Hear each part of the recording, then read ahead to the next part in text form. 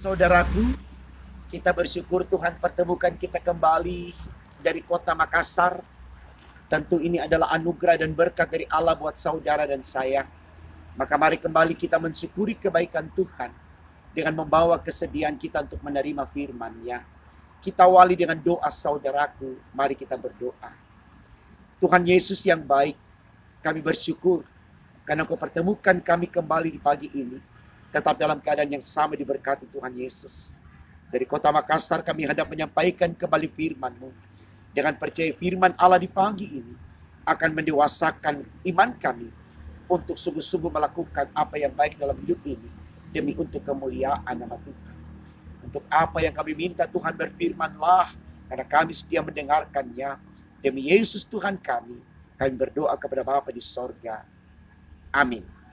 Saudaraku, bacaan Alkitab kita di Rabu pagi ini terambil dari kitab 2 Raja-Raja 17 ayat 7 sampai dengan 12. Bagian Alkitab ini dibacakan demikian. Hal itu terjadi karena orang Israel telah berdosa kepada Tuhan, Allah mereka, yang telah menuntun mereka dari tanah Mesir, dari kekuasaan Firaun, Raja Mesir.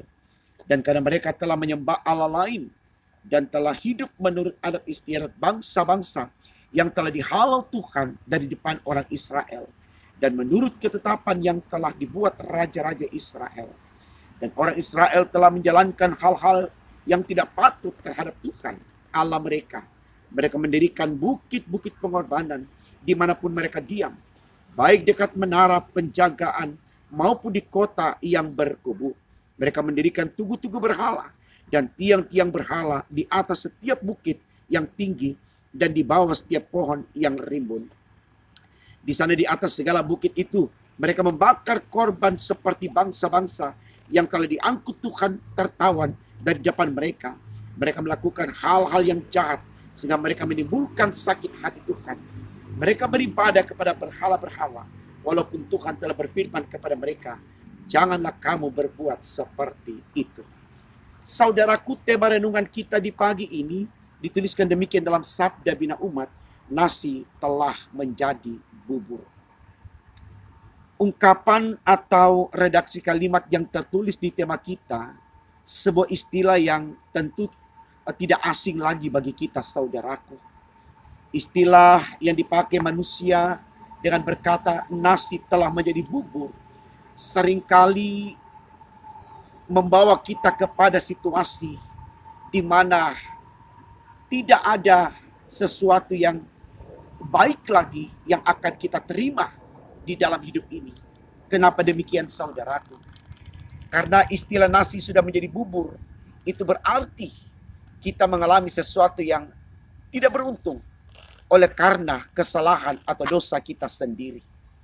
Nah, oleh karena itu saudaraku, baik sekali untuk kita renungkan apa yang tertulis di tema kita ini, supaya kita mulai mendewasakan diri kita, baik secara berpikir, bertindak, berbuat, terlebih lagi dewasa di dalam iman, dengan tujuannya supaya di kemudian hari tidak ada penyesalan bagi saudara dan saya. Tidak ada istilah nasi sudah menjadi bubur, yang artinya kita harus bersedia menerima penghukuman, atau bersedia mengalami kegagalan, atau bersedia menerima atau mengalami penderitaan. Tetapi yang kita terima di depan adalah sesuatu yang baik. Oleh karena apa yang kita perjuangkan selalu dibangun dengan kedewasaan berpikir, bertindak, berbuat, dan juga tentunya kedewasaan iman. Ini baik sekali saudaraku. Tentu kita belajar dari pengalaman hidup orang-orang Israel. Luar biasa Allah telah menyatakan kuasanya atas mereka, yang membebaskan mereka dari perbudakan di Mesir. Mereka digiring keluar lewat kepemimpinan Musa dengan cara-cara yang spektakuler. Tuhan membuat laut menjadi kering supaya orang-orang Israel terhindar dari pengejaran dari tentara Firaun. Tapi apa yang mereka lakukan saudaraku? Ketika mereka tiba di padang gurun, mereka membuat patung dari emas, lalu menyembahnya, lalu meninggalkan Tuhan, melupakan Tuhan yang sudah berbuat baik kepada mereka.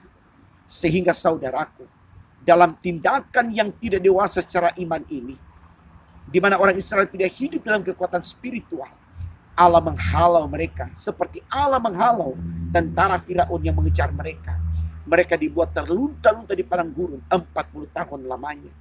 Mari kita belajar dari kisah ini saudaraku, supaya kita kembali mulai prepare diri kita, persiapkan diri kita secara intelektual, secara fisik, secara iman, secara mental, moral. Betul-betul kita bangun dalam kedewasaan, supaya tidak lagi istilah nasi sudah menjadi bubur di waktu yang akan datang. Artinya, apa yang kita alami di waktu yang akan datang benar-benar berkat dari Allah. Semua menyenangkan kita dan tentunya menyenangkan Tuhan.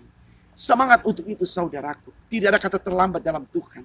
Karena ketika hari ini saya dan saudara kembali benar-benar yakin bahwa kita akan memulai kehidupan yang baik bersama dengan Tuhan, maka semua Tuhan akan ubah menjadi lebih baik seturut dengan kehendaknya. Berjuanglah untuk itu saudaraku.